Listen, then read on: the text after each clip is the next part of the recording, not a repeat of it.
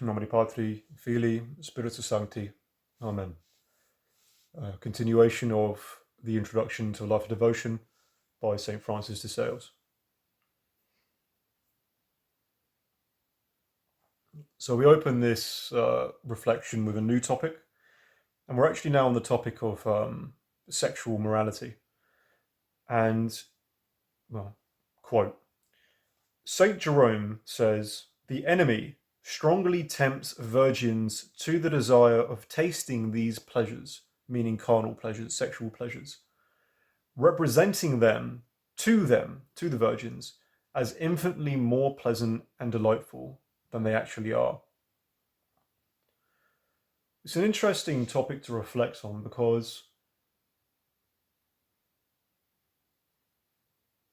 lust and sex is one of those things which is very, very much in our face in the modern day. It's a huge topic, and we're blasted with it from basically every direction.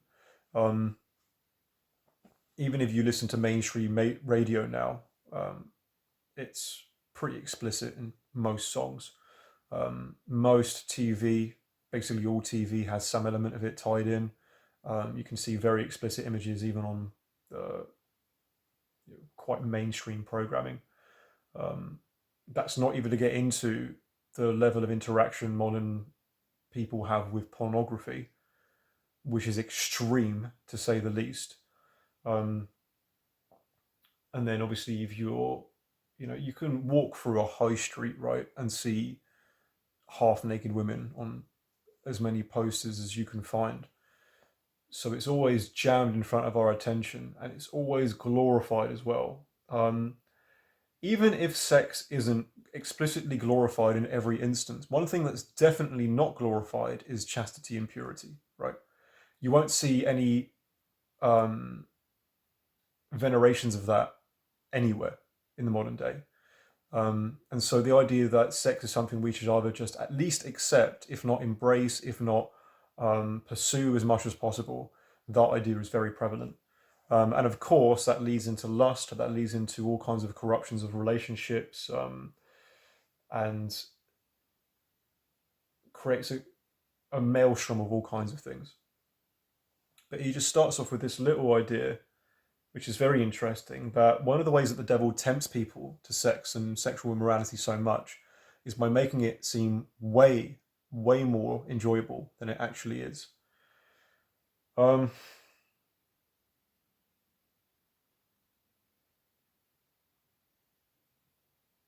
It's not that it's not enjoyable, let me be frank.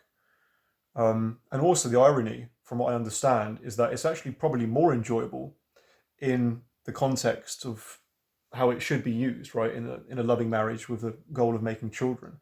Not only is it more pure in that sense, but it's actually more enjoyable when it's used for that end as well.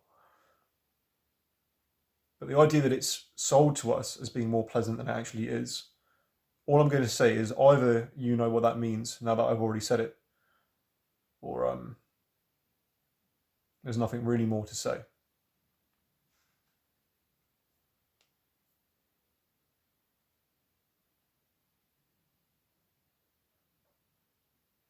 Now this is a different topic. This is a very interesting passage. The commandment, "Be angry and sin not," is, in my opinion, more difficult than this, "Be not angry at all." And because it is easier to refrain altogether from anger than to regulate it, so also it is easier to refrain altogether from carnal pleasures than to observe moderation in them. Sorry, no, it is a mix of topics. So he's still talking about sexual morality, but he's now talking about anger. But this opens up onto something much deeper as well. Let me read that again. The commandment, "Be angry and sin not," is, in my opinion, more difficult than "Be not angry at all." And because it is easier to refrain altogether from anger than to regulate it, so also it is easier to refrain altogether from carnal pleasures than to observe moderation in them. Let's speak about anger first. Notice the commandment that we find I believe we find in the Psalms, yeah. Be angry and sin not. The reason why this is so interesting is because one of the sections that I glanced over or didn't go into is there's a lot of time that St. Francis spends on basically just not being angry, trying to avoid anger at all costs. Um, and now he's given a bit of an explanation why. But notice what he's revealed there. It's not that anger is actually completely immoral, right? Indeed, we see our Lord wield righteous anger multiple times in the Bible. To my understanding, I've read passages from St. Augustine and St. Aquinas who speak highly of righteous anger as basically being the fruit of justice, basically. We have it as a reaction to injustice, and then it inflames us to correct that. So it's not that anger is evil, but if it's not properly regulated, it is very dangerous and it is indeed sinful. So it tells us something about what attitude we should have towards it and what kind of approach we can take, right? Um, he admits that there are parts of the Bible even that permit us to be angry. But his advice as a spiritual instructor, is it's probably safest just to avoid it altogether. But now here's the thing. It's safest to avoid it altogether, perhaps. But is it best? And I think that's a question that each person needs to answer given their station in life. And you have to know it by understanding yourself as well.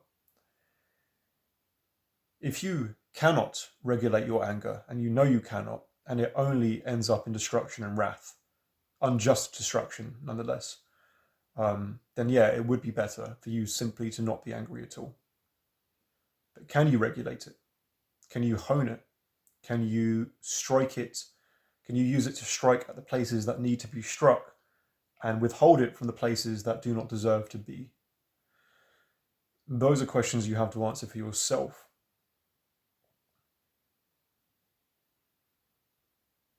With the clear and crystalline understanding that anger is not exempt from a Christian life, but it simply needs to be handled with care. So he now goes on to say, but because it's easier to abstain completely than it is to regulate these things, the same goes for basically your sexual desire, the carnal pleasures, right? So he's saying it's best actually just to abstain altogether than it is to try and practice moderation in them. And the idea there is obviously there's always a clear line between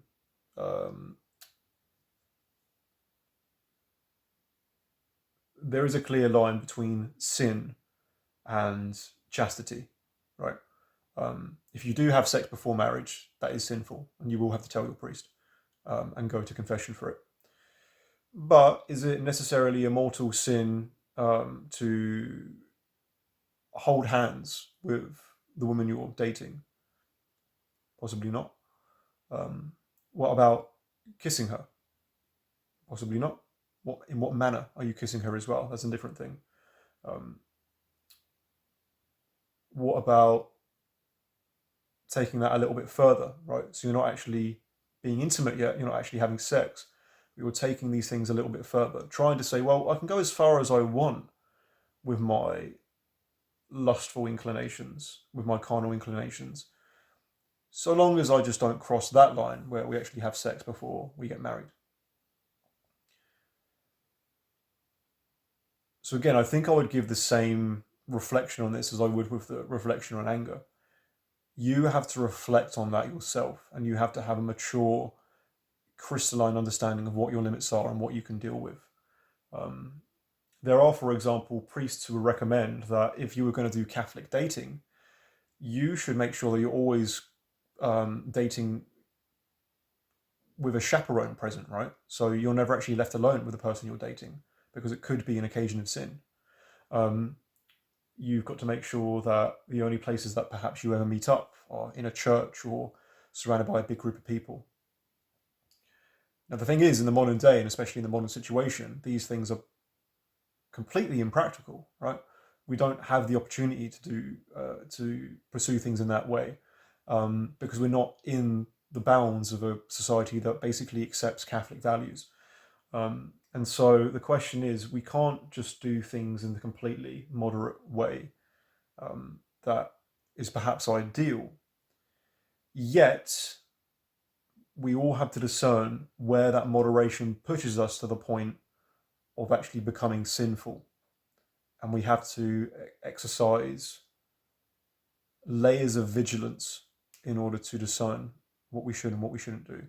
And I would also, on that point in particular, speak. That's something that you really should speak to your spiritual instructor about. Those kinds of points of nuance. Okay, I think I'm at risk of over-explaining that now, but hopefully that's made the idea clear.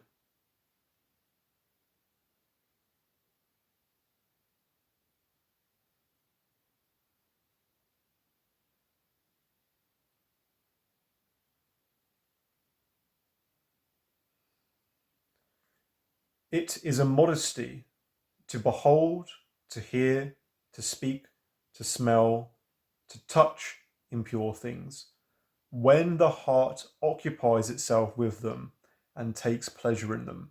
That's an important piece of advice for the modern day, because I dare say that in the modern day, unlike for the last 2,000 years, we're in a situation where you can see basically impure images and hear impure sounds everywhere, right? For example, when I work on building sites and we leave the radio on, the amount of songs that are full of impurity is quite staggering. When you go around cities and you see all the different posters and stuff, again, this kind of stuff should go without saying. So you might say, well, doesn't that put us in a desperate situation? Because if those images and sounds are entering my head, am I not then sinning if I don't look away from a poster quickly enough, or if I catch myself listening to a song? No, basically, because what he's said is that it's only when the heart occupies itself with these things and takes pleasure in them.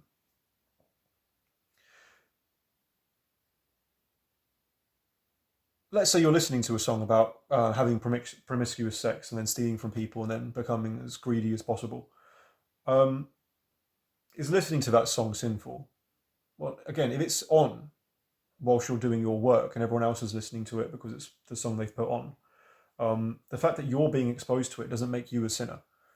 But if you listen to it and think, I'm enjoying this, I like what this guy's saying about killing people, I'm really enjoying what he's saying about having lots of sex with loads of strangers, and I'm really enjoying this idea of like taking as many drugs as possible, and then committing loads of random acts of violence. That's the sin, right? It's when you're letting these ideas and these thoughts and inclinations and impressions into yourself, you're embracing them, and then you're adding warmth to them with your own, adding your own warmth to them. So that's what you need to keep in mind. There's a difference between being exposed to an indecent image and then feasting upon it. Okay, so that's the idea.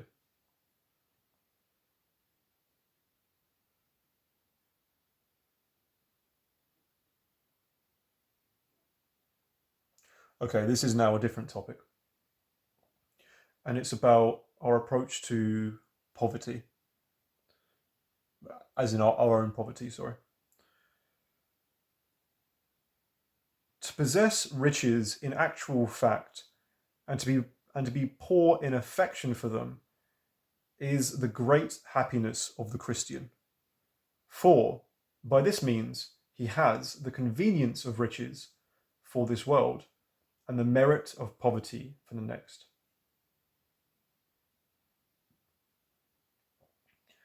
When we're told that poverty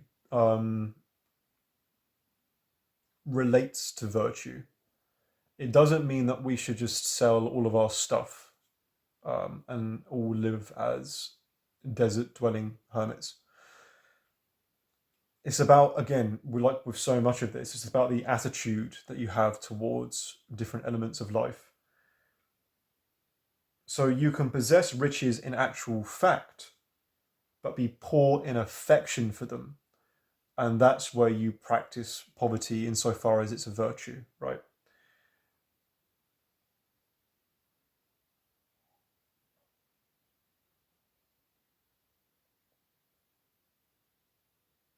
We need money as a matter of prudence for many things, right?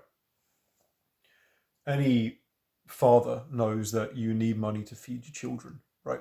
Um, and then we also need many money for many different things in the world, like building communities, building schools, having the right materials.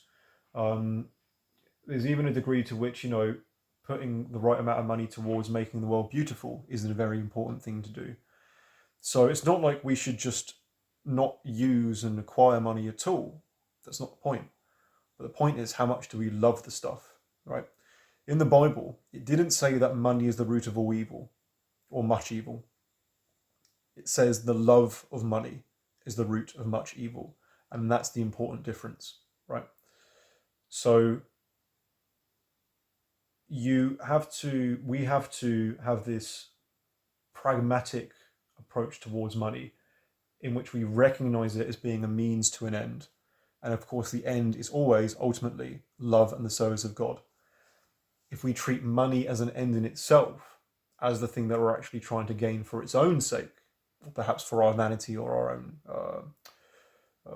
our own veneration, then that is where it becomes a great source of evil.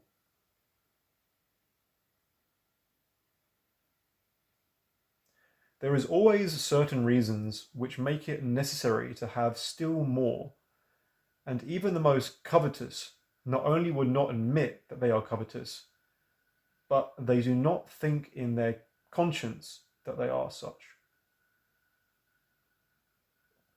So this is now actually speaking to using what I've just said as an excuse for greed, right? Yes, we always need money to serve the ends of our station, right? So I always need a certain amount of money. I will always need a certain amount of money to, say, feed my children and to keep myself in good health and to make sure that I'm not a burden to the community around me and that kind of thing. However, could an individual use that to say, well, I could always do with a bit more money though, and a bit more money, oh, and a little bit more, to the point where they again start to love money. They start to put their heart and their affection on money for its own sake. They use it as an excuse to hoard, or even if they don't hoard because they're avid spenders, to throw their attention, their affections upon it. So he's now saying that you can always justify that to yourself if you're cunning enough. And again, it's another element of self-deception that we need to be vigilant of.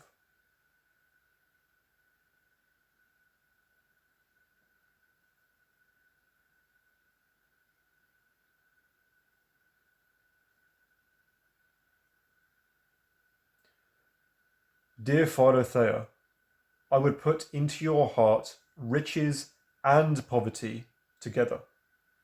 A great care for temporal things, a great care for temporal things, and a great contempt for them.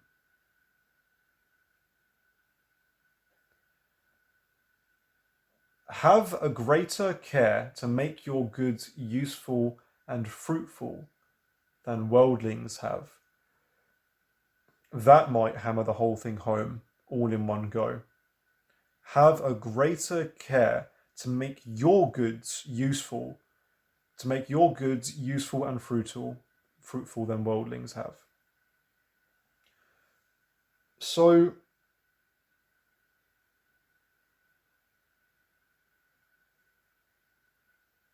we are stewards of the material realm.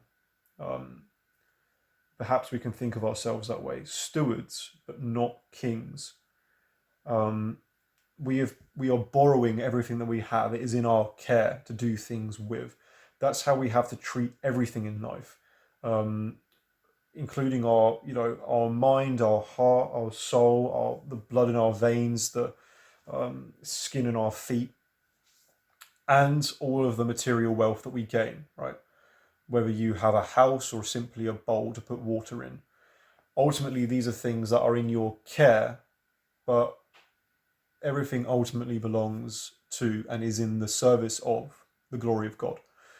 So there's this paradoxical twist, but again, not a contradiction, that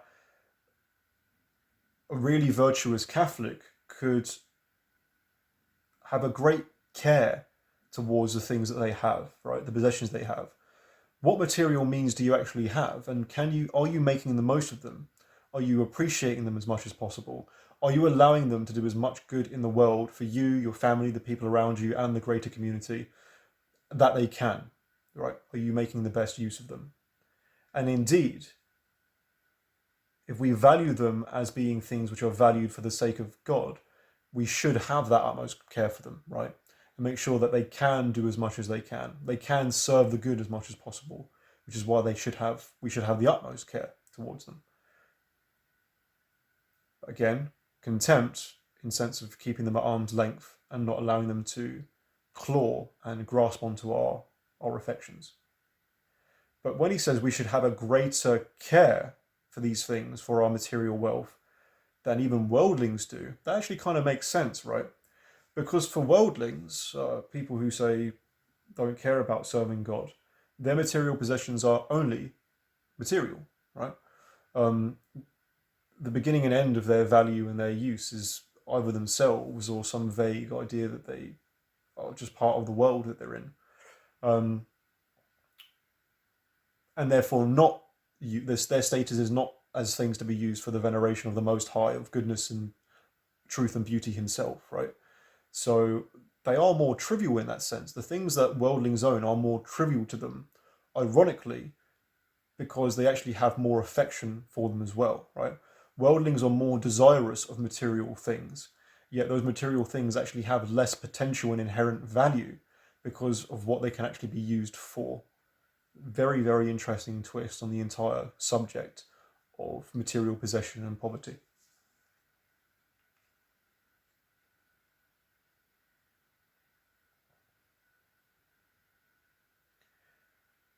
Let us then have this gracious care for the preservation, yea, even the increase of our temporal goods, when some just occasion presents itself. And in so far as our condition of life requires it, for God wills that we should do so for the love of him. Okay? So I think that overall summarizes what I've been saying. But take heed lest self-love deceive you. For sometimes it counterfeits the love of God so well that it may be mistaken for it.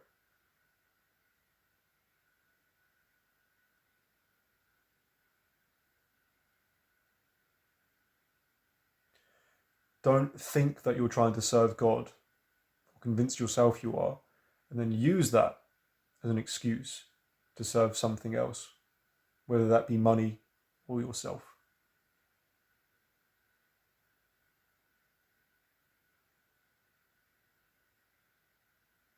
So now he's talking a bit more directly to the idea of poverty itself in the way that we probably more usually understand it.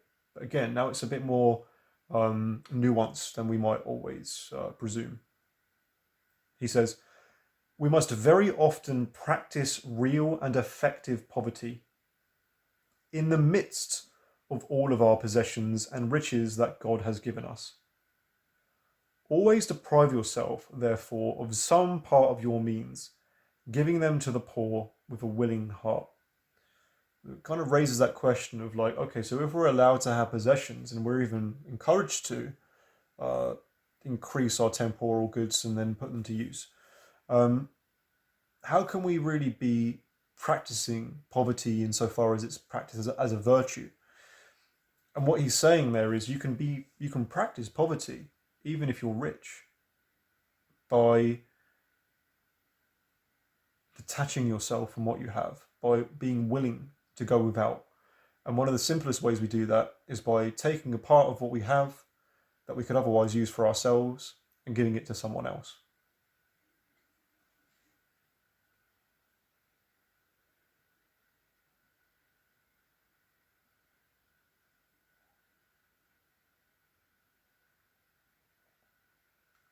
Now, here's another element. Should misfortunes befall you, which impoverish you, either much or little, as tempests, fires, inundations, dearth, lawsuits, oh, then there is a real opportunity to practice poverty. Receiving these losses with composure and bearing this impoverishment with patience and constancy. If it's just for you to have more, do so. If you don't, always be content with what you have. Always be content with what you have. I always reflect on the fact that as poor as people might feel now, the idea that you need to be earning 50 grand a year so that you can support 4 kids, because kids are suddenly so expensive, because apparently every child needs a HD TV, a Mac, a smartphone, and a games console. Our ancestors, you only have to go about 100 years back to understand that people were having families with 8 children, and they were earning less than like £10,000 a year, right? Probably a lot less than that, actually. So it's a different perspective on what means you have and what you can do within those means, right? And you can find contentment with whatever those means are. If we thought that a lot of money was the measure of comfort, joy, and happiness, we would have to conclude that all of our ancestors were completely miserable, because none of them, in real terms, have as much material wealth as any of us do now, right? Yet, of course, they had fulfillment and joy in life for different reasons. I suppose that expands into a much larger topic, but I think you get what I'm getting at.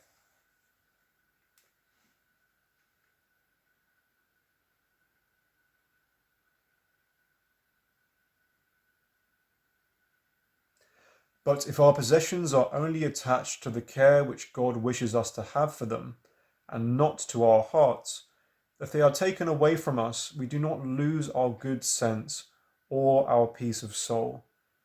This is the difference between beasts and men in regard to their garments. For the garments of beasts are attached to their flesh, whilst those of men are only applied to it in such a way that they may be put on and taken off at their pleasure. That's quite a wonderful little metaphor there. The idea that our material possessions are like garments. And he said that animals have their garments, their clothes attached to them. Their skin is their clothing.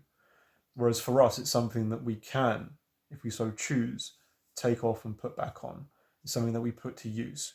Some days we might be wearing rags. Some days we might be wearing silk suits. Right?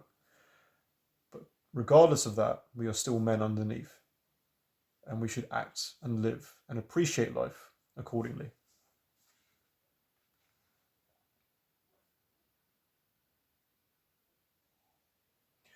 Okay, so because we're now moving on to a different topic, and because I wanted this session to be quite brief this evening anyway, I'm actually going to end there. So, thank you very much for your time.